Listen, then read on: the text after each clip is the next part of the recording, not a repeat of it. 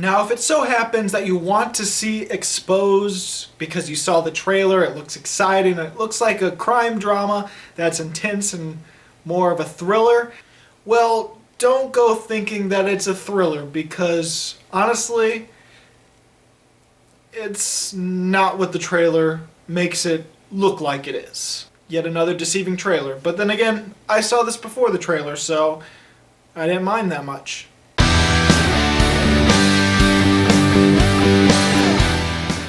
So, what is Exposed about? Well, I was looking up plots and watching trailers and looking to see what it advertises itself to be.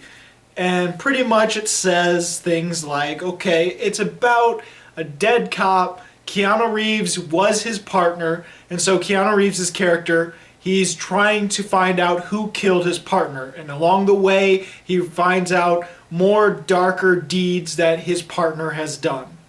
Basically, the trailers and the synopsis, they try to heighten that Keanu Reeves is the main character. Well, I would argue that there are definitely two main characters, and I would argue that he is slightly more of a supporting role of those two main characters. Because, in all honesty, it's more about this girl. I would say Ana de Armas is the main character of this film, or the main actress. It's about her. And it's mainly about her starting to see images, starting to see visions of ghostly people, things that she thinks are angels, little miracles that might be happening, and her sort of... yeah, it's quite psychological and cerebral, and it's mainly about her. Possibly a key witness to a crime, no one is for sure, but maybe she is, maybe she's not, maybe she's burying it deep in her head and making believe that other things are happening. I'll let you decide because it is quite apparent once the end of the movie comes, but I do not want to spoil it if you happen to want to watch this and might be interested after this review. So what did I like about Exposed? Well, I thought both the main characters of this film were handled really nicely, and I thought they were acted well. Keanu Reeves did a good job, and so did Ana de Armas, because I didn't really like her in Knock Knock. I didn't think she was that good, but she was really good in this movie, and pretty much she's the main character of this film. This is also not really a thriller. I mean, you can possibly call it a slow-paced thriller, but it's a lot more slow-paced than most slow-paced thrillers are. This is mainly a drama, and I'd barely consider it a crime drama. It's definitely more of a drama. There are definitely psychological and possibly supernatural elements to the film, but it is mainly a drama rather than a crime drama or a thriller or a psychological thriller or anything of the sort. But it does have all those little genres creeping into it for key moments. Now, I'm not gonna lie, this movie is hard to get through. This is not one of those movies you can watch for entertainment value. This is one of those movies you watch, pick apart, and study. Because it's one of those movies where it's so psychological, it's so cerebral, that you're questioning, okay, what's really going on? What are the symbolisms in this movie? What is happening? And trust me, if you don't go into this movie thinking that way, then you're going to be absolutely confused. Even I was confused throughout the whole movie. I knew what to pay attention to because I've seen enough movies to know, okay, this is going to be a key moment. I don't know how this connects with everything, but I know this is important to remember. And so when the ending actually happens, I'm like, okay, that didn't surprise me. I didn't see it coming as much as other movies. I didn't find it was too predictable, but because I was able to pick out the key moments and the clues, I was like, okay, that makes total sense. I'm not surprised. This is a movie that you have to trust, you have to pay attention, you have to have patience for, and it all makes sense by the end of the film as long as you think about it. To those that don't want to do that for a movie, you're going to be utterly confused throughout the entirety of the film, and I wouldn't blame you for it because it is quite the confusing mess. And as far as slow pace goes, it definitely is a slow movie that you have to sit through because it feels like it goes on forever. Every time there's a moment where I'm like, okay, now the movie's actually starting, isn't it? No, it gets slow again and gets slow, and then it's like, okay, here's more of the narrative. It's actually picking up again. Nope, slowing down, slowing down. Okay. Like there was a point in the movie where I was like, okay, this is going to be my review. It's going to say, okay, the last 45 minutes of it was when it started picking up. But then it started picking up and then it slowed down again. I'm like, oh, I guess not. That's... It's like there's moments where it feels like the plot's actually going to start happening, but then it just peters off. It takes a long time to feel like, okay, we're actually moving. The plot is moving. Let's keep going, you know? And then watching it the first time, now I know I'm going to watch it a second time anyway, because maybe I'll do a video where I explain everything and why everything makes sense. But watching it the first time, I felt like there were scenes edited throughout and just random scenes where it's like, what does this have to do with the entire movie? I don't understand. Like there are things just randomly added to it. It feels like it's edited in a very messy way. And there are times where, okay, it's leading to something, but then, nope, we gotta show a scene of Keanu Reeves because he's our other main character, so let's stick in a scene here. And then the aftermath of this scene before Keanu Reeves' scene comes out after Keanu Reeves' scene. It's like, they add, it's hard to explain. It's like they bring up something and you feel like, okay, this is going to add to the emotional depth to the movie. This is going to add to this character. She's going to react crazy to this. And then suddenly, nope, we're skipping that for later after we have a Keanu Reeves scene. And then we go to like the aftermath and her actually dealing with what happened before the Keanu Reeves scene. It's really confusing. There are tiny little moments too where it feels like it has to explain something, and so you get like not even a minute of a scene every so often. And it's really weird. It's almost like, okay, we could have had them talk during this scene when we first see them, but we gotta relay that message later in the movie. So let's have them talk randomly to each other a little bit later where it makes no sense. There's just like little moments. And then there's also moments where it feels like, okay, this doesn't really add much to the movie. Like there's this one part where Keanu Reeves is getting seduced by his dead partner's wife right after she had yelled at him and said, you have no effing friends. Your only friend was my husband and he's dead now. You're pathetic. Look at me.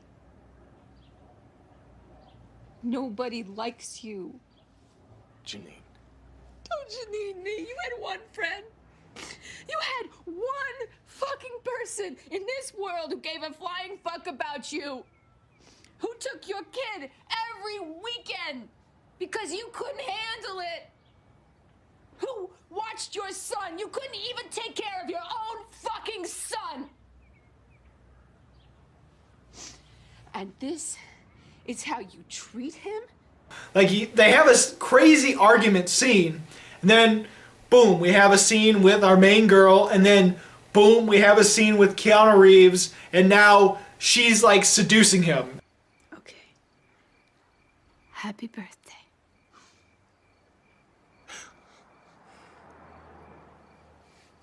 You remembered. Of course I remembered. I gotta make a wish. Come on.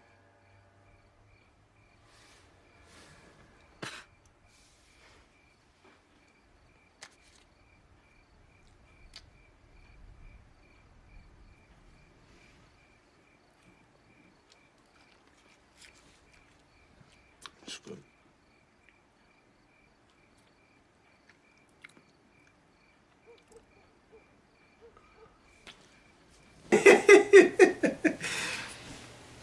Like, weren't you guys arguing for a moment?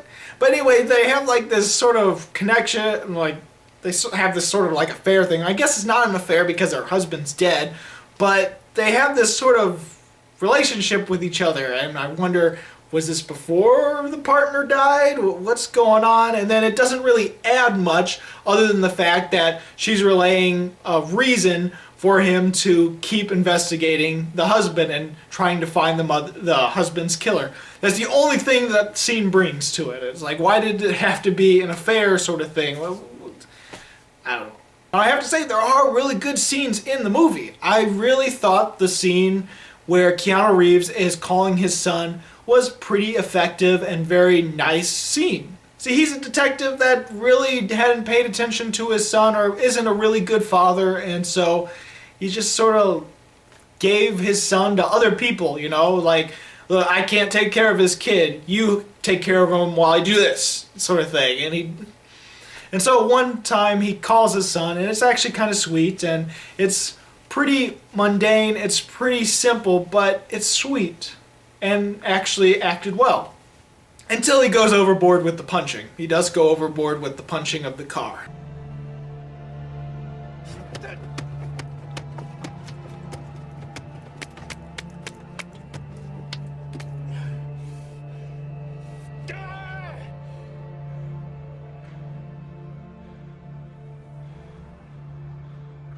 Like, there's many scenes in this movie where I thought, oh, that was handled well, that actually is kind of neat, and sometimes those work for the overall movie, sometimes they don't really add much to it at all. Also, I feel obligated that I definitely have to point this out to people, because if you see the trailer, it makes it look like it's a completely English film, all American. It just feels like, okay, there's not going to be a lot of subtitles. Well, our real main character, Ana de Armas character, she speaks Spanish the entire time. So since she's the main character, over half of the film is spoken just in Spanish. So there's subtitles. So there's a lot of reading. So if you're not into movies with subtitles, I guess avoid this film. Now, I did like the ending. The ending makes complete sense as long as you pay attention to the film. If you don't pay attention, and if you're looking for just a movie where you're entertained, and you want to be entertained, and you don't pay attention, then you're going to be confused completely. Like, I think it spells it out pretty nicely, but you still might be confused. I've seen a lot of reviews that seem to be really, really confused. And I don't blame them. Especially when the trailer makes it look like it's a very entertaining, fun crime drama. It's one of those endings that make me feel like I should give it a fresh rating. I should give it like a 3-star or higher, but at the same time, it is a pretty boring, pretty slow movie overall. It's not like Enemy, where it's a slow-paced thriller and it's a mind-bender, it's psychological, it's cerebral, it's artsy, but it's really entertaining and really good, despite it being slower and a little bit more mundane. This one feels way more slower, way more mundane than Enemy, and it's just not as good as Enemy. But I still feel it has potential, it has a really good ending, things make sense as long as you think about it, and as long as you trust that the movie's gonna explain it, you can pretty much figure out, okay, this makes sense. I'm going to give Exposed 2.5 stars. It had potential, but ultimately it is a little bit more boring, and it is a little hectic and messy, and it could be really, really, really confusing to some people. Well, to most people. Anyway, did you see Exposed? What did you think about it? Go ahead and comment. If not, what is your favorite cerebral, very psychological, weird movie? As always, this is Bruce Gifford, and this was just my opinion.